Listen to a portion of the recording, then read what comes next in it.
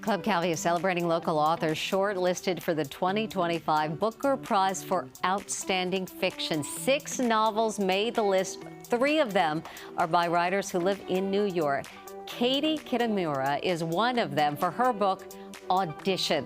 It's about the relationship between a woman who is an actor and a young man who is possibly her son and her husband, but then everything is called into question. Katie joins us to talk about this. Congratulations on being shortlisted. Thank you so much, Mary, and thank you for having me. Oh, so thrilled to talk to you. So tell me your reaction when you heard. I think I screamed a little bit. I was very, very surprised. I was not expecting it at all, but I'm totally thrilled. And you've said you were inspired by a newspaper headline. I was. I saw a newspaper headline that read, "A stranger told me he was my son." And I immediately thought there's something there for me. There's a novel, but I couldn't quite work my way into the story. And then one day I was walking with a friend who has a child who's older than my kids, who's already in his 20s. And she said to me, "What's the headline again?" And I said, "It's a stranger told me he was my son." And she said, "That's just describing parenting. Every time my son comes home from college, it's like a stranger has walked into the apartment." And that's when I knew that I wanted to write a book about that kind of opposition in some of the most universal experiences that we have. What a wonderful thing to take on. The narrator's middle-aged. The book takes a turn in the middle when other facets of the characters are revealed. Was that structure risky for you?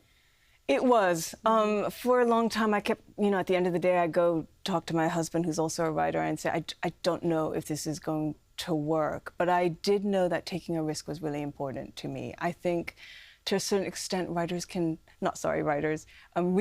feel when you're taking a risk, and it keeps something alive in the book. So I wanted to do something that I hadn't done before. I hadn't really played with structure in that way in a novel.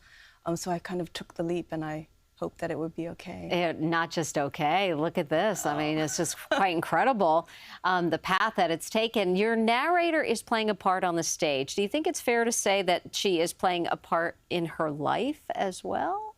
Yeah, I mean, so she's in preparations for a difficult new play. She can't quite figure out the roles. She feels like maybe it's been badly written or maybe she's being badly directed.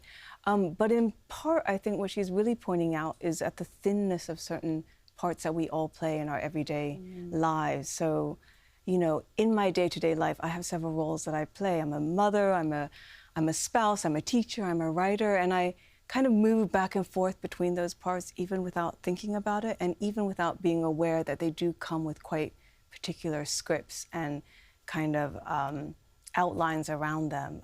So part of the reason that I wanted to write the book is I wanted to think about the performances that form part of our everyday life and our way of being in the world. And you mentioned thinness, and I thought there was a bit of a thinness when it came to the relationship and the family and the bond. Yeah. They are not at ease with each other throughout the book, and you really feel that as a reader. Yeah, I mean, I was interested in thinking about family as a story and as a construction. I think it's one of the most intimate relationships that we have with other people. We think of it as being completely marked by the authentic, by the genuine, but in fact we learn how to be part of a family, and we have to relearn and relearn that over and over again throughout the course of our lives. Our relationships with our children, with our parents, are incredibly dynamic.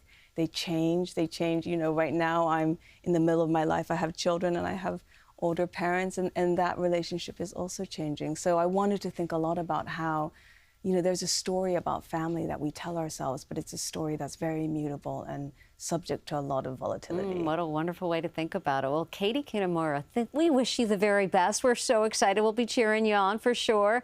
Shortlisted for the Booker Prize. Audition is out now, and the Booker Prize winner will be announced in November. Thanks so much. Thank you so much, Mary.